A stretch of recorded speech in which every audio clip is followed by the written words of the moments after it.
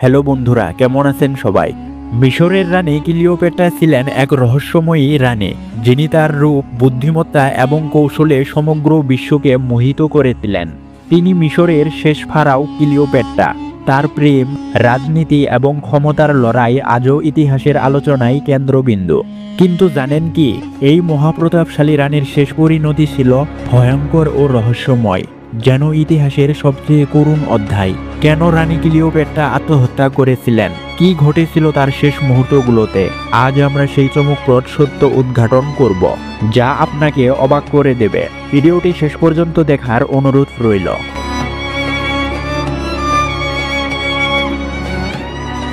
Cleopatra জন্মগ্রহণ করেছিলেন খ্রিস্টপূর্ব 69 সালে প্রাচীন মিশরের আলেকজান্দ্রিয়া শহরে।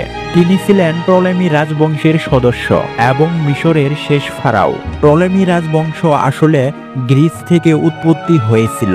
এই রাজবংশের পূর্বপুরুষ টলেমি ফার্স্ট শুটার টলেমি রাজবংশকে স্থাপন করেছিল, আর এই শুটার দ্য গ্রেট আলেকজান্ডারের সাথে বিশেষ সমর্থক এবং আলেকজান্ডারের মিলিটারি ফোর্সের উচ্চপদে ছিলেন। এবং পরবর্তীকালে সেই শুটার মিশরে আসে এবং রাজবংশ তৈরি করে। রাজা পারোটেলমি 12 এবং ক্লিওপেট্রা 6 এর কন্যা হয়ে জন্ম নেন ক্লিওপেট্রা। পারো কথাটির অর্থ হলো রাজা এবং ক্লিওপেট্রা কথাটি একটি প্রাচীন মিশরীয় শব্দ, যার অর্থ হলো গ্লোরি অফ হার ফাদার, অর্থাৎ বাবার গর্ব বা সম্মান। জন্মকালীন ক্লিওপেট্রার বাবা মিশরের শাসক ছিলেন এবং ক্লিওপেট্রার মাতা সহশাসক ছিলেন। কিন্তু যখন ক্লিওপেট্রা মাত্র 14 বছর বয়সী হয়, তখন তার মা এই পৃথিবী ছেড়ে চলে যায়। তখন ক্লিওপেট্রার বাবা ওই ছোট্ট ক্লিওপেট্রাকেই তার সহশাসক হিসেবে নিযুক্ত করে। এই 14 বছরের বয়সের সময়ে ক্লিওপেট্রা বিভিন্ন প্রশিক্ষণ গ্রহণ করেন এবং সাম্রাজ্য সামলানোর ব্যাপারে দক্ষ হতে থাকেন। যখন ক্লিওপেট্রার বয়স 18, তখন একটি যুদ্ধতে তার পিতা মারা যায়। ক্লিওপেট্রার পিতার মৃত্যুর পর ক্লিওপেট্রার ভাই টলেমি 13 এবং ক্লিওপেট্রা মিশরের শাসক পদ গ্রহণ করেন। শাসক পদ গ্রহণ করার পর ক্লিওপেট্রা ও তার ভাই টলেমি 13 এর সাথে বিবাহ করেন। টলেমি রাজবংশের এই প্রথা খুবই সাধারণ ছিল এবং ক্লিওপেট্রার মা ও বাবা ভাই বোনই ছিলেন। যেহেতু টলেমি রাজবংশ গ্রিস থেকে মিশরে এসেছিল, সেই কারণে ক্লিওপেট্রার আগের শাসকরা মিশরীয় ভাষা শিখতে চাইতেন না। তারা নিজেদের ভাষায় মিশরকে শাসন করতেন। কিন্তু ক্লিওপেট্রা ছিলেন তার বংশের প্রথম শাসক, যে কিনা মিশরীয় ভাষা লিখতে ও পড়তে পারতেন। এছাড়াও ক্লিওপেট্রার অন্যান্য ভাষা শেখারও অনেক শখ ছিল। মিশরীয় ভাষা ছাড়াও তার আরও অনেক ভাষার জ্ঞান ছিল। তিনি মিশরীয় ভাষার পাশাপাশি আরবি, সিরিয়ান, রোমান, হিব্রু ও ইথিওপিয়ান ভাষাও বলতে পারতেন। এতটা জ্ঞানী হওয়া সত্ত্বেও ক্লিওপেট্রা অনেক বেশি সচেতন ছিলেন রাজত্বের ক্ষমতা এবং তার রাজমুকুটকে নিয়ে। তাই তিনি মিশরের রাজত্বের ক্ষমতা একা নিজের হাতে নেওয়ার জন্য তার সহশাসক অর্থাৎ তার স্বামী টলেমি 13কে হত্যা করার পরিকল্পনাও করেছিলেন। কিন্তু এসবের পরেও তিনি মিশরের যোগ্য রানী হওয়ার পরীক্ষাতে উত্তীর্ণ হয়েছিলেন। তিনি মিশরের অনেক সংবেদনশীল এবং কঠিন পরিস্থিতিতেও নিজেকে প্রমাণ করেছিলেন। ক্লিওপেট্রার শাসনকালে মিশরের খাদ্যর আকাল এবং খরার প্রকোপ পড়েছিল।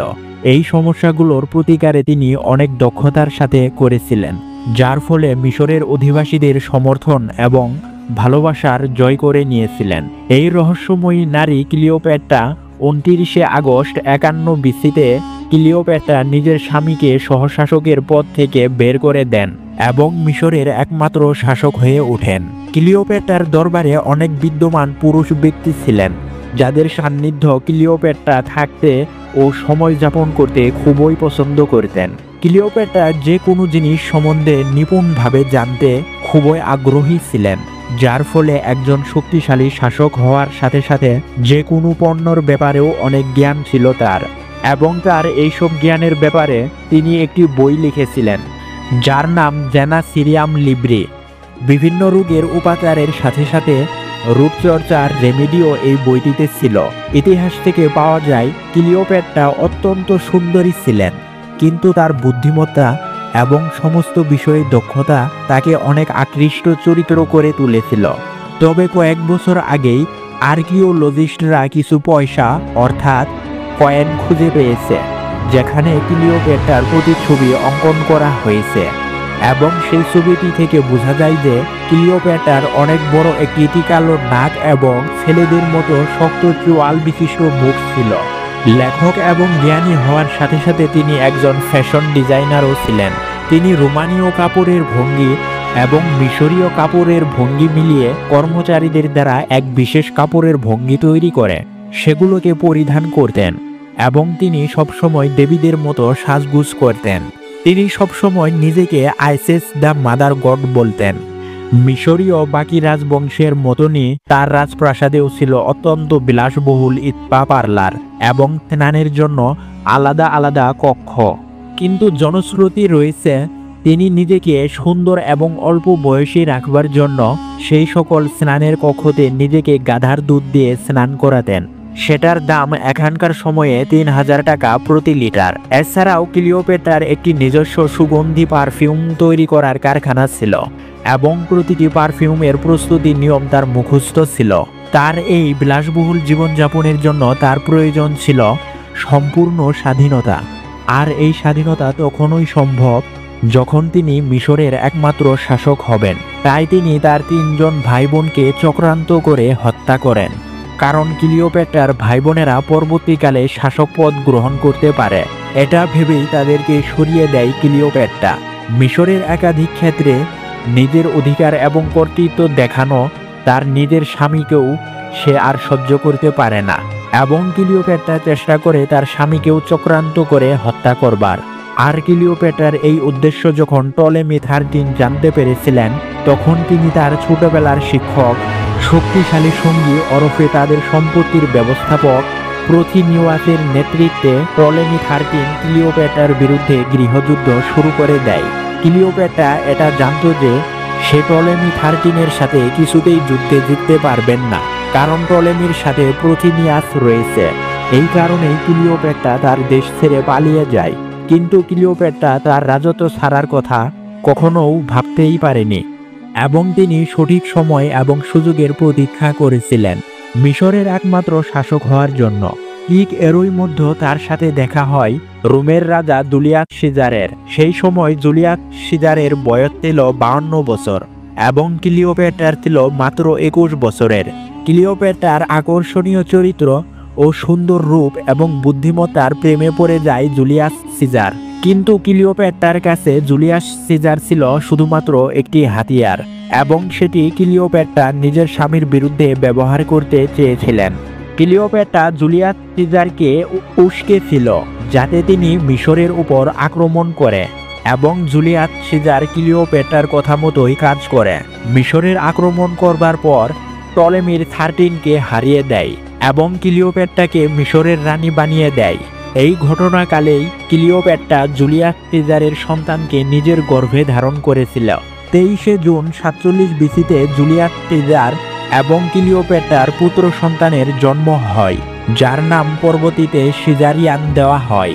কিন্তু ক্লিওপেট্রা এবং জুলিয়াস সিজারের বিয়ে না হওয়ার কারণে এই সন্তান ছিল অবৈধ, যার কারণে ক্লিওপেট্রা সিজারিয়ানকে নিজের পুত্র হিসাবে কখনোই স্বীকারই করেননি। কিন্তু তিনি তার সন্তানকে ভালোবাসতেন এবং সিজারিয়ানকেই তার বাবার পর রোমের রাজা বানাতে চেয়েছিলেন। তবে ক্লিওপেট্রা অনেকবারই চেষ্টা করেছিল এটা প্রমাণ করতে যে সিজারিয়ানের বাবা জুলিয়াস সিজারি ছিলেন, কিন্তু তিনি একাজে তাতে সফল হননি। তিনি অনেকবার ওই প্রমাণ করার চেষ্টা করেছিলেন যে রোমের রাজার পরবর্তী দাবিদার সিজারিয়ান। তারপর ক্লিওপেট্রা বুঝে গিয়েছিলেন যে জুলিয়াস সিজার কখনোই সিজারিয়ানকে নিজের পুত্র হিসাবে স্বীকৃতি দেবে না এবং কখনোই জুলিয়াস সিজারের পরবর্তী রাজা সিরিয়ানকে রাজা হিসাবে গণ্য করা হবে না। শুধু তাই নয়, জুলিয়াস সিজার কখনোই ক্লিওপেট্রাকে বিবাহ করবে না, যার ফলে ক্লিওপেট্রা তার আরেকটি ছোট ভাই টলেমি 14কে বিয়ে করে নেয়। এর পরবর্তীকালে 44 বিসিতে আইস অব মার্চের দিনে জুলিয়াস সিজারকে হত্যা করে দেওয়া হয়।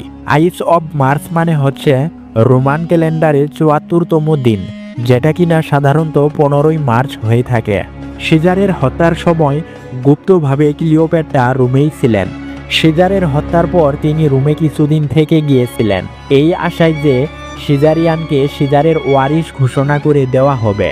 জুলিয়াস সিজারের ওয়ারিশ মানে রোমের রাজত্বের পরবর্তী রাজার দাবিদার ছিল মুখ্যভাবে তিনজন। এক, সিজারিয়ান, যাকে কিনা জুলিয়াস সিজার কখনোই নিজের পুত্র হিসাবে স্বীকারই করেননি, যার ফলে তার দাবিটা সবথেকে ক্ষীণ হয়ে ওঠে। 2 নম্বর ছিল মার্ক অ্যান্টনি, যে কিনা জুলিয়াস সিজারের শক্তিশালী সমর্থক এবং সভা সদস্যদের একজন ছিলেন, যিনি শিলচরের সাথে অনেক কঠিন যুদ্ধ জয় করেছিলেন। এবং 3 নম্বর ছিলেন অক্টিভিয়ান, যিনি জুলিয়াস সিজারের দত্তক নেওয়া সন্তান ছিলেন। জুলিয়াস সিজারের নিজের স্ত্রীর দ্বারা কোনো সন্তান ছিল না। আবার এই অক্টাভিয়ার বোন অক্টিভিয়ার মাইনর মার্ক অ্যান্টনির স্ত্রী ছিলেন এবং যে সময় সিজারের হত্যা হয় সেই সময় অক্টিভিয়ান ইতালির উদ্দেশ্যে রওনা দিয়েছিলেন, যার ফলে সিজারের মৃত্যুর পরেও যখন ক্লিওপেট্রা রোমে আসেন তখন অক্টিভিয়ানের সাথে তার কোনো দেখা হয় না। সিজারের মৃত্যুর পর ক্লিওপেট্রা একা হয়ে যায়, আর এই একাকিত্বে তার রোমকে নিয়ে লালসাও বাড়তে থাকে এবং তিনি রোমের রাজত্ব ভার নিজের হাতে নিতে চেয়েছিলেন। সেই জন্য অনেক বুদ্ধি খাটিয়ে তিনি সিদ্ধান্ত নেয় যে মার্ক অ্যান্টনিকে তিনি হাতিয়ার হিসাবে ব্যবহার করতে পারবে। মার্ক অ্যান্টনিকে রোমের সবচাইতে শক্তিশালী ব্যক্তি হিসাবে ধরা হতো। যদিও যুদ্ধক্ষেত্রে তিনি নিপুণাই ছিলেন, কিন্তু কূটনৈতিক রাজনৈতিক ব্যাপারে তিনি অবগত ছিলেন না। এরপর ক্লিওপেট্রা শীঘ্রই মার্ক অ্যান্টনিকে প্রেমের বন্ধনে বেঁধে ফেলেন। মার্ক অ্যান্টনি এবং ক্লিওপেট্রার প্রেম কাহিনীর পেছনে অনেক রাজনৈতিক উদ্দেশ্য ছিল বলে ঐতিহাসিকরা মনে করেন, কিন্তু ইতিহাস থেকে জানা যায় তারা দুজন দুজনের সান্নিধ্য অনেকটাই পছন্দ করতেন। তারা দুজনে একত্রে অনেক রাজ্যের উপর আক্রমণ করে জয়লাভ করেছিলেন। এরপর 32 বিসিতে তারা মানে অ্যান্টনি এবং ক্লিওপেট্রা বিবাহ করেন এবং তাদের 3টি সন্তান হয়। 34 বিসিতে অ্যান্টনি এবং অক্টিভিয়ানের মধ্যে যুদ্ধ শুরু হয়ে যায় এবং এই যুদ্ধ কয়েক বছর চলেছিল। যদিও এই যুদ্ধের পেছনে অনেকগুলো কারণ ছিল, তবে প্রধান কারণ ছিল অক্টিভিয়ান ইতালিতে সেনা বাড়াতে চেয়েছিলেন। অ্যান্টনি তাকে সেটা করতে বাধা দিয়েছিলেন। অপরদিকে অক্টিভিয়ানের বক্তব্য ছিল তার বোনের সাথে বিবাহিত হওয়া সত্ত্বেও অ্যান্টনি ক্লিওপেট্রার সাথে প্রেমের সম্পর্কে কি করে আবদ্ধ হয়েছিলেন, এবং অক্টিভিয়ানের মতে রোমের পরবর্তী রাজা সিজারিয়ানকেই ঘোষণা করা উচিত ছিল। আর এসব ঘটনা যখন ঘটেছিল তখনও অবধি রোমের সাম্রাজ্যকে শাসন করবার উপযুক্ত বা ওয়ারিশের দাবিদার তখনও অবধি হয়নি। ক্লিওপেট্রা চেয়েছিলেন সিজারিয়ানই রোম সাম্রাজ্যকে এগিয়ে নিয়ে যাক, তাই ক্লিওপেট্রা অ্যান্টনিকে ব্যবহার করেছিল। তাই অ্যান্টনির মতে অক্টিভিয়ানের পরিবর্তে সিজারিয়ানকে ওয়ারিশ বলে দাবি করা হোক। কিন্তু পরবর্তীতে জুলিয়াস সিজারের উইলের মতে অক্টিভিয়ান রোমের রাজা হন এবং রাজা হওয়ার পরে তিনি মিশরকে আক্রমণ করে দেন, কারণ তিনি ক্লিওপেট্রাকে ঘৃণা করতেন। ক্লিওপেট্রা এবং অ্যান্টনি একত্রে অনেকগুলো যুদ্ধে জয় করে অনেক রাজ্য হাসিল করেছিলেন এবং সেখানকার সমস্ত সৈন্য মিলিয়ে যে সৈন্যদল গড়ে উঠেছিল যা অক্টিভিয়ানের সৈন্যের অনেক গুণ বেশি ছিল। কিন্তু অক্টিভিয়ানের সেনা ছিল অনেক বেশি মজবুত এবং প্রশিক্ষিত, যার ফলে অ্যান্টনি ও ক্লিওপেট্রার সৈন্যরা হারতে শুরু করে। যখন ক্লিওপেট্রা উপলব্ধি করে যে তিনি অক্টিভিয়ানের বিরুদ্ধে কোনো মতে জিততে পারবেন না, তখন তিনি খুবই ভেঙে পড়েন। কিন্তু কোনো অবস্থাতেই তিনি তার রাজমুকুট অন্য কারো হাতে তুলে দিতে চাননি, যার ফলে ক্লিওপেট্রা এবং মার্ক অ্যান্টনি যুদ্ধ শেষ হওয়ার আগেই মিশর থেকে পালিয়ে যায়।